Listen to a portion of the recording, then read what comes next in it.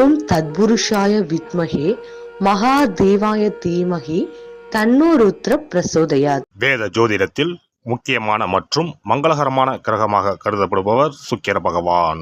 அன்பு, அழகு, செல்வம், ஆடம்பரம் மற்றும் வாழ்க்கை வசதிகளை தீர்மானிக்கும் கிரகமாக விளங்குகிறார் சுக்கிர பகவான். சுக்கிர பகவான் பொதுவாக சுமார் 25 நாட்களுக்கு ஒருமுறை தனது ராசியை மாற்றுவார். அந்த வகையில் வரும் மார்ச் மாதம் 26ஆம் தேதி வியாழக்கிழமை அன்று அதிகாலை 5:30 மணிக்கு மீனராசியில் இருந்து வெளியேறி மேசராசிக்கு பயிற்சியாக உள்ளார். சுக்கிர பகவான் மேசராசியில் ஏப்ரல் மாதம் 19ஆம் தேதி பிற்பகல் 3:51 வரை பயணம் செய்வார். இந்த சுக்கிர பயிற்சியானது மிகவும் சிறப்பு வாய்ந்தது. ஏனெனில் இது விசுவாசு ஆண்டின் இறுதி சுக்கிர பயிற்சி ஆகும். அதே போல இது பாலபவம் வருடத்தில் வரக்கூடிய முதல் சுக்கிர பயிற்சி ஆகும். இந்த சுக்கிர பெயர்ச்சி உங்கள் வாழ்வில் பல மாற்றங்களை தரப்போகிறது. குடிசையில் இருந்த சில ராசிக்காரர்களின் வாழ்க்கை இப்போது கோபுரத்தில் ஏறப்போகிறது. பணம் பல வழிகளில் இருந்து வரப்போகிறது. இதுவரை இருந்து வந்த உடல் உபாதைகள் படிப்படியாக குறையப் போகிறது. பட்ட கடனை அடைக்க புது வழிகள் பிறக்கும். நடக்கப்போகும் இந்த சுக்கிர பெயர்ச்சியால் உங்கள் வாழ்வில் வளமும் நலமும் செல்வ செழிப்பும் பெற்று வாழ்வில் உயரிய நிலையை அடைய எல்லாம் வல்ல எம்பெருமானை வேண்டி விரும்பி கேட்டுக்கொள்கிறேன். விருச்சிக ராசி அன்பர்களே, இந்த சுக்கிர பயிற்சியின் போது செய்தொழிலில் நேர்முக மறைமுக எதிர்ப்புகள் நீங்கும். புதியவர்கள் கூட்டாளிகள் ஆவார்கள். இதனால் கொடுக்கல் வாங்கல் விஷயங்கள் சிறப்பாக இருக்கும். புதிய வாய்ப்புகளும் உங்களை தேடி வரும். அதை சரியாக பயன்படுத்திக் கொள்வீர்கள். ஆற்றல் மிக்கவர்களையும் திறமைசாலிகளையும் உறுதுணையாக கொண்டு புதிய முயற்சிகளை செயல்படுத்துவீர்கள். குடும்பத்தில் சந்தோஷம் நிறையும். உங்களின் இல்லம் தேடி விருந்தினர்கள் வருவார்கள். மற்றவர்கள் முடியாது என்று விட்டுவிட்ட காரியங்களை கூட நீங்கள் சுலபமாக செய்து முடிப்பீர்கள். உங்களின் மனபலத்தை மூலதனமாக்கிக் கொள்வீர்கள். திருமணம் தடைப்பட்டவர்களுக்கு இந்த வருடம் திருமணம் நடக்கும். குடும்பத்தாருடன் சுப நிகழ்ச்சிகளில் கலந்து கொள்வீர்கள். ஆன்மீக சுற்றுலா சென்று வருவீர்கள். மற்றபடி வெளி ஆட்களிடம் உங்களின் தொழில் ரகசியங்களை பகிர்ந்து கொள்ள வேண்டாம். பூர்வீக சொத்து சம்பந்தப்பட்ட பிரச்சனைகளை விட்டு கொடுத்து முடித்துக் கொள்ளவும். இந்த காலகட்டத்தில் எதிர்பாராத செலவுகளும் அதனால் கவலைகளும் உண்டாகும். நம்பகமான கூட்டாளிகளிடம் முக்கியமான வேலைகளை பிரித்து கொடுத்து அவர்களின் விருப்பப்படி செயல்பட அனுமதிப்பீர்கள். அனுபவசாலிகளின் வழிகாட்டுதலின்படி குறித்த காலத்தில் திட்டமிட்டு செயல்படுவீர்கள்.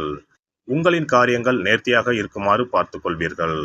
நல்ல நண்பர்களின் ஒத்துழைப்புடன் கடினமான வேலைகளையும் செய்து முடிப்பீர்கள். பெற்றோர் வழியில் சில மருத்துவ செலவுகள் உண்டாகலாம். உடன் பிறந்தோரால் அனாவசிய பிரச்சனைகள் ஏற்படலாம். அதனால் அவர்களிடம் பக்குவமாக நடந்து கொள்ளவும்.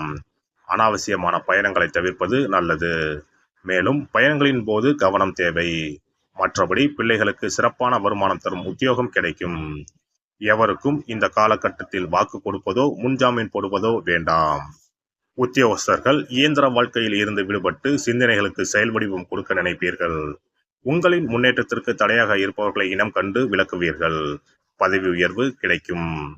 மேலதிகாரிகள் உங்களுக்கு அனுசரணையாக நடந்து கொள்வார்கள். வியாபாரிகளுக்கு கொடுக்கல் வாங்கல் விஷயங்கள் நல்லபடியாக முடியும். கூட்டாளிகள் உங்களை நம்பி புதிய முதலீடுகளில் ஈடுபட சம்மதிப்பார்கள்.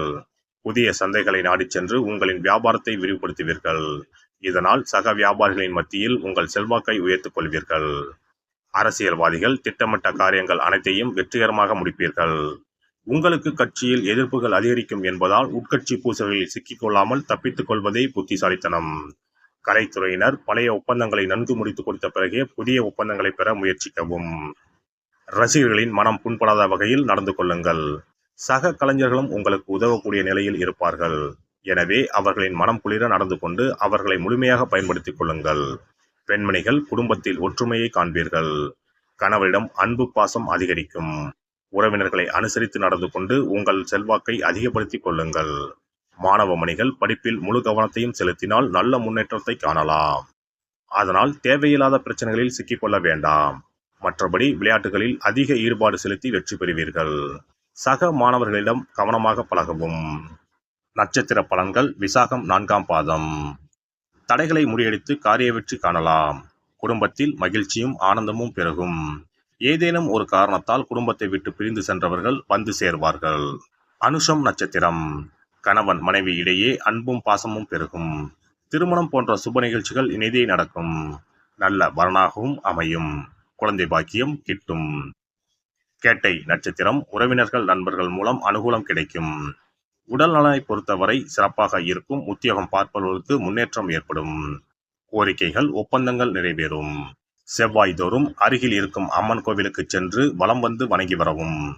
நல்லெண்ணெய் விளக்கு ஏற்றலாம், கோளாறு பதிகம் பாராயணம் செய்யலாம். செவ்வாய் தோறும் எலுமிச்சை மாலையை அம்மனுக்கு அர்ப்பணித்து வலம் வந்து வணங்குங்கள். முன்னோர் வழிபாடு தினமும் செய்யவும்.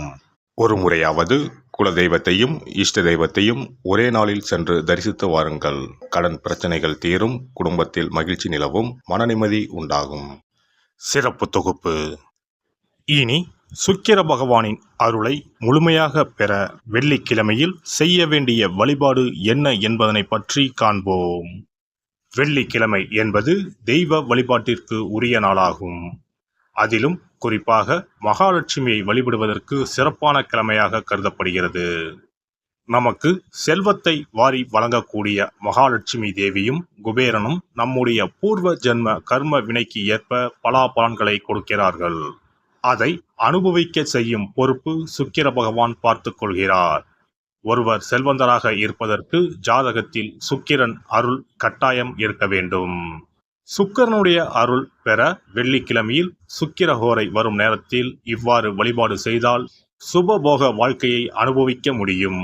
ஒருவருடைய ஜாதகத்தில் சுக்கிரன் நீச்சம் பெற்றால் உடல் ரீதியான ஆரோக்கிய ரீதியான பாதிப்புகள் ஏற்படும்.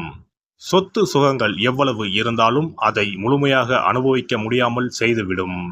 பெரிய பெரிய பணக்காரர்களை எடுத்துக்கொண்டால் அவர்களிடம் எவ்வளவு காசு கொட்டி கிடந்தாலும் சுக்கிர தசை இல்லை என்றால் அவ்வளவு பணமும் வீண் விரயமாகத்தான் போகும். குறிப்பாக மருத்துவ செலவுகள் செய்தே சொத்துக்கள் அழியும் நிலை வரும். இதற்கு சுக்கிர பகவானுடைய வழிபாடு நல்ல ஒரு பலனை கொடுக்கும். சுக்கிர பகவானுக்கு வெள்ளிக்கிழமை என்பது உரிய தினமாகும். சுக்கிரன் அருள் பெற வீட்டில் வெள்ளி பொருட்களை பயன்படுத்துவது நலமாகும். வெள்ளியில் சுக்கிரன் வசிப்பதாக ஐதீகம் உள்ளது. வெள்ளி பொருட்கள் கொண்டு பூஜை செய்தால் சகல சௌபாக்கியங்களும் உண்டாகும். சுக்கிர வழிபாடு செய்ய நினைப்பவர்கள் காலை 6 மணி முதல் 7 மணி வரையிலான காலம் சுக்கிரஹோரை ஆகும். அதனை தவறவிட்டால் மதியம் 1 மணி முதல் 2 மணி வரை சுக்கிரஹோரை நிகழ்கின்றது. அதையும் தவறவிட்டால் இரவு 8 மணி முதல் 9 மணி வரையிலான சுக்கிரஹோரை நேரத்தில் வழிபாடுகள் செய்து பயன்பெறலாம். இவற்றில் காலை 6 மணி முதல் 7 மணி வரையிலான முதல் சுக்கிரஹோரையில் சுக்கிர வழிபாடு செய்வது சிறப்பான பலன்களை கொடுக்கும். காலை முதல் மாலை வரை உபவாசம் இருந்து சுக்கிர பகவானுக்கு உரிய காயத்ரி மந்திரத்தை உச்சரித்து கல்கண்டு சேர்த்த சர்க்கரை பொங்கலை நைவேத்தியம் படைத்து வெள்ளை நிற பூக்களால் அர்ச்சனை செய்ய வேண்டும். சுக்கிர தசை நடப்பவர்களும் சுக்கிரன் நீச்சம் பெற்ற ஜாதகக்காரர்களும் இந்த வழிபாடு செய்வது சிறப்பான பலன்களை கொடுக்கும். சுக்கிர தசை நடக்கும் பொழுது சுக்கிர வழிபாடு செய்து வர வருமானத்தை சுகமான வாழ்க்கை வாழ்வதற்கு உரிய வகையில் பயணிக்க செய்யும். வீடு நிலம் வாங்குவது, ஆடம்பர பொருட்கள் சொத்துக்கள் போன்றவற்றை வாங்க வைக்கும். அதுவே சுக்கிரன் நீசம் பெற்ற காலத்தில் இந்த வழிபாடு செய்பவர்களுக்கு வீண் விரயங்கள் இல்லாமல் ஓரளவிற்கு வறுமையிலிருந்து பிழைக்கச் செய்யும்.